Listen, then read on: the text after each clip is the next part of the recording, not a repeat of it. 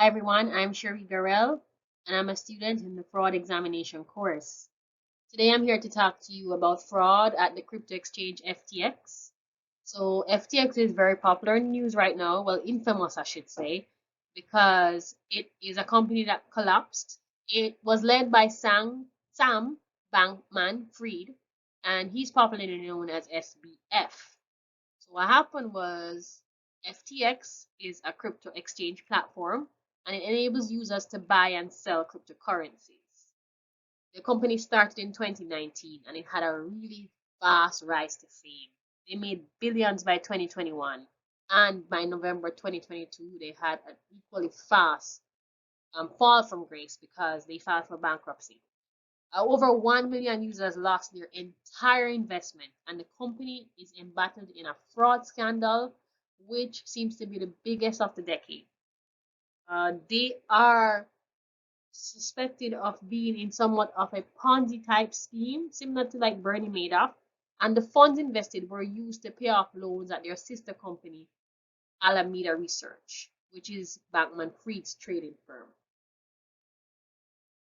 So as the details unravel in the media, we are discovering that several types of fraud occurred. One, which is clear, is that it was a consumer fraud scheme, and the collapse of FTX is attributed to several types, as I said.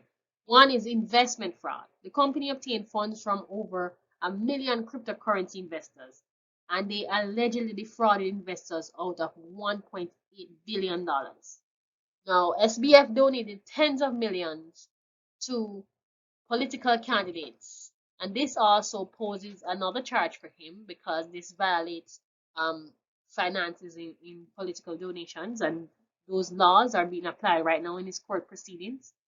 And he used FTX funds, so that is another huge deal in this scandal. Bankman-Fried was using FTX investor money to make inordinate loans to his trading firm Alameda Research, and this is really what sank the company, as we will get to in a bit.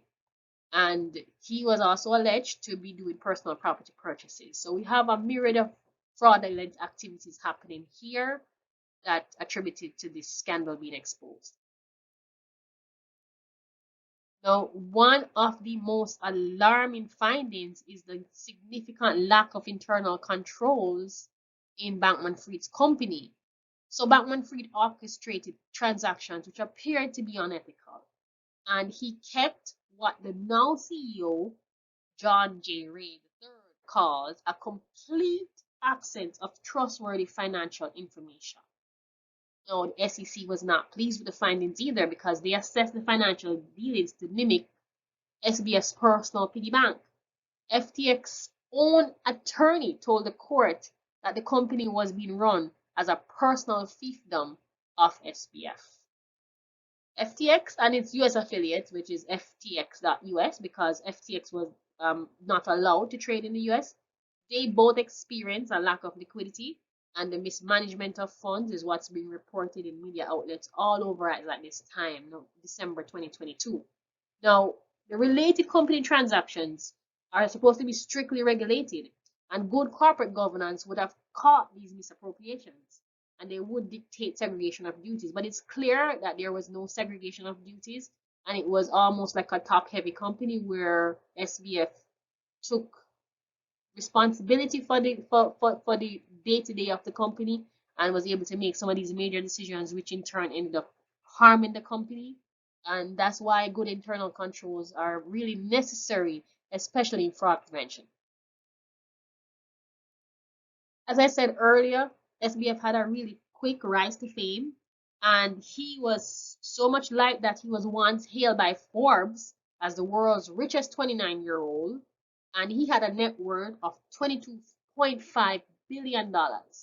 Now, investors, both big and small, they trusted him. There were lots of celebrities that joined his efforts and invested in his platform, and they too lost several millions. The company value peaked at 32 billion in January 2022. Imagine that.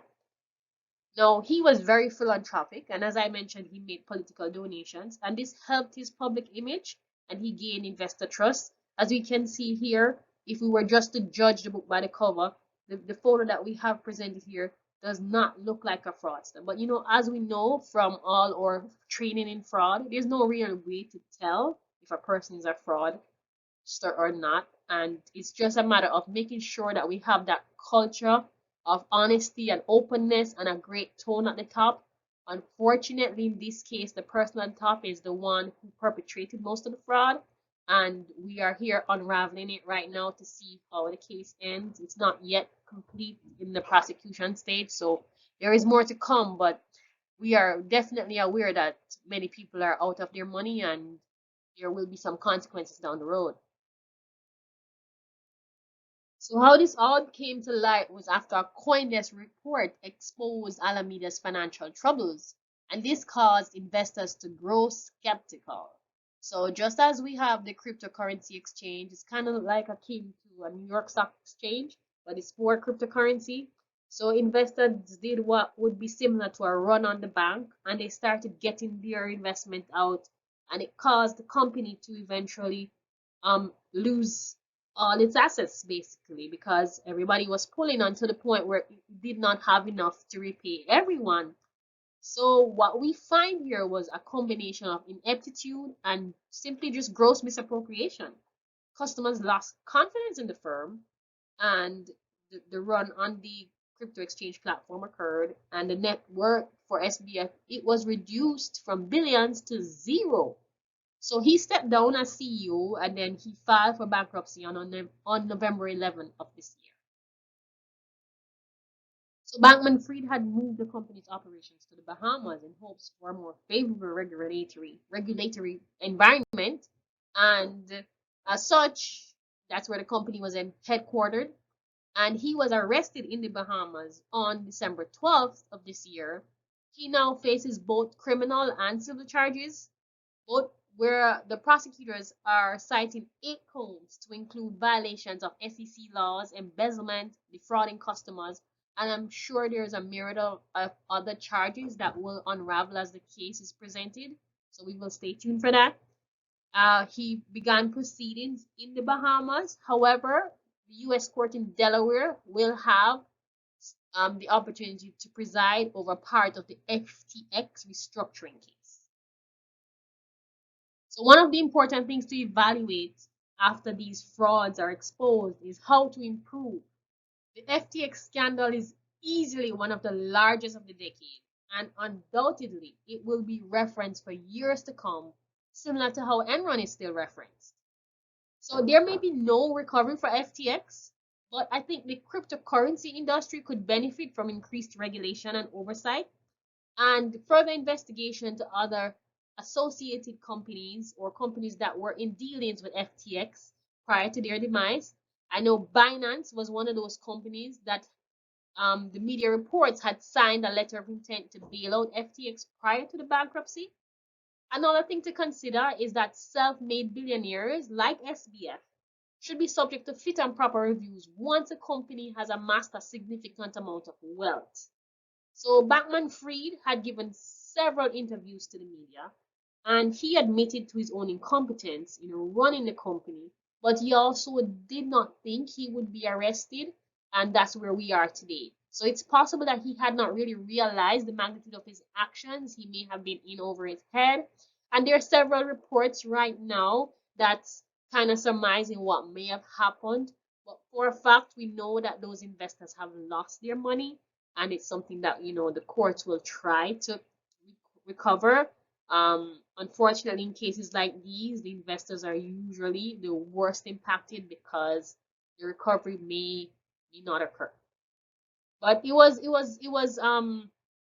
unfortunate. We were able to review it, and I encourage you to take a look at the references that I have here. You may find additional information that's useful. Thank you for your time and have a good day.